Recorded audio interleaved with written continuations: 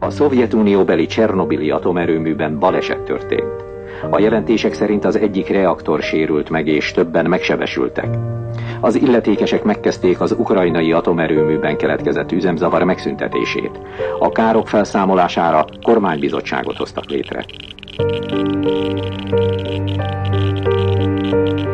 1986.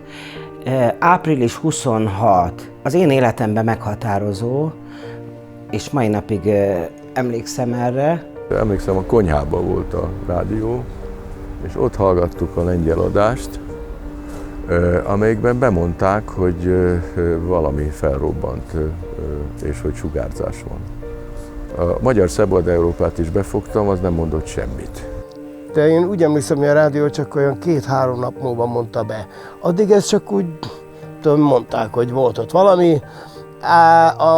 Amit igazából nem hivatalos körökből tudtunk, az az volt, hogy semmi veszély nincs. Tehát itt nem, hát itt valami kis probléma van, de hát a szovjet elvtársak ezt természetesen megoldják. Hiszen akkor elterjedt az is, hogy ez nem ma történt, hanem tegnap történt, tegnap előtt történt, 2 hete történt, 1 hónapja történt, és ha eddig nem mondták el, akkor még mi minden történhetett, amit még mindig nem mondanak el. És bizony nem volt okostelefon, nem volt mobil, tehát mikor hazajöttem, csak akkor tudtam meg, és akkor kérdeztem, hogy itthon mi van.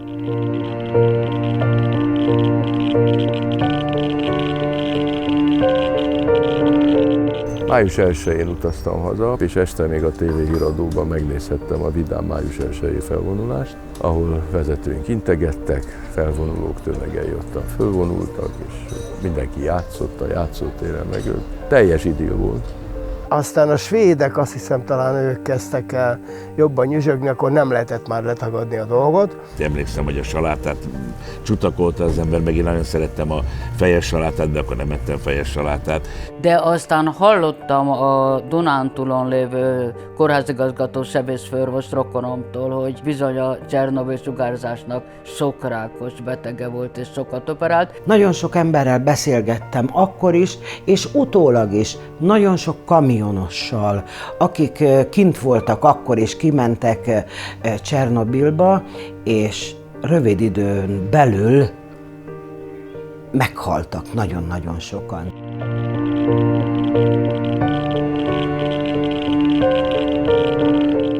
Miután az én családomban soha nem volt rák, soha, és én megkaptam a rákot, igaz, hogy később, mert ugye ez nem rögtön jön ki, és együtt tudtam azokkal az emberekkel érezni nagyon-nagyon mélyen, akik olyan nagyon sokan haltak meg ez miatt. Én Csernobilnak tudom ezt be. Tehát megkaptuk azt a dózist, amelyikbe elvileg bele is lehet akár halni.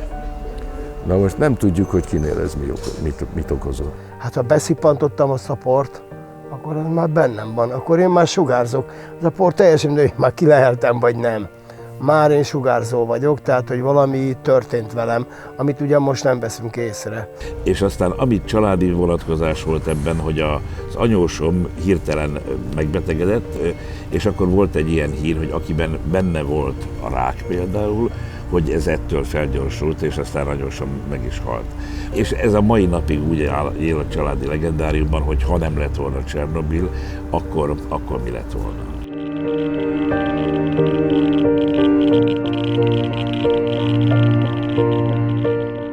Vannak természeti katasztrófák, cunami, földrengés, tűzszárnyok, nem tudunk mit csinálni, de vannak az emberi hanyagság vagy emberi véletlenek által okozott katasztrófák. Az ilyeneken kéne valahogy segítenünk, hogy előzhetnénk meg jobban. Mindegy, hogy miért történt természetesen, hogyha nem szándékos provokáció volt, akkor annál rosszabb a helyzet, mert akkor magából a rendszerből következik, és ebből az egész kelet-európai, ázsiai típusú viccakból következik, hogy az ilyen balesetek elkerülhetetlenek.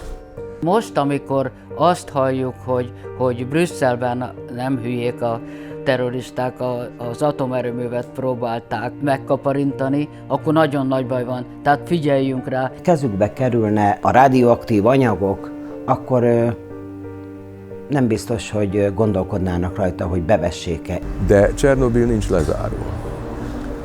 Annyira nincs hát több ezer évig nincsen lezárva.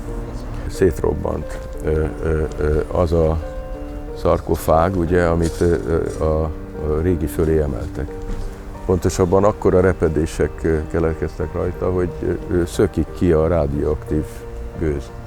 A világ sajtó egy-két napig írt valamit erről, és aztán egyöntetően elhallgatták a dolgot, mai napig hallgatnak róla.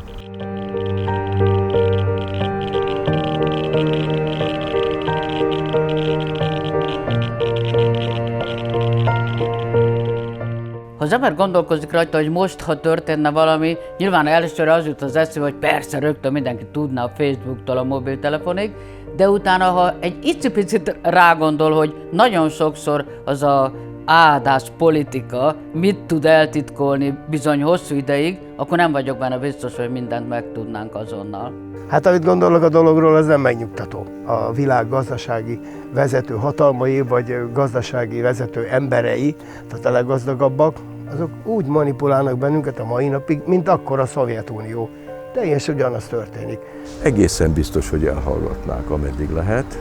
Nem változott a világ, pontosan ugyanolyan maradt, mint volt 86-ban. Irtózatos közöny van, az egyes emberek élete az magasról le van ejtve, világszerte, tehát ez nem rendszerfüggő, ez a modern világ különösen ilyen, de valószínűleg már az antik világ is ilyen volt, csak akkor még nem álltak ilyen tömegpusztító lehetőségek rendelkezésre, amelyek vagy maguktól robbannak, vagy valakik szándékosan fölrobbantják.